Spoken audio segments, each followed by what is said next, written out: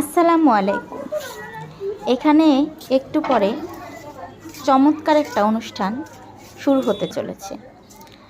কেরানীগঞ্জ কালিন্দী খেলার মাঠের খুব কাছেই আমার ছেলের স্কুল সততা মডার্ন একাডেমি। এইখানে খুব দারুণ চমৎকার একটা উদ্যোগ নিয়েছে আমাদের মামুন স্যার।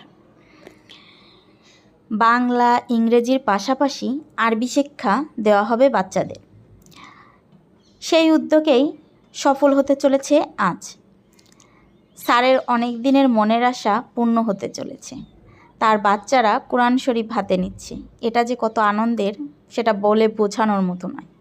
প্রত্যেকটা স্কুল প্রতিষ্ঠানের উচিত এমন একটা উদ্যোগ হাতে নেওয়া, কেননা বাংলা ইংলিশের পাশাপাশি আরবি শিক্ষারও প্রয়োজন আছে।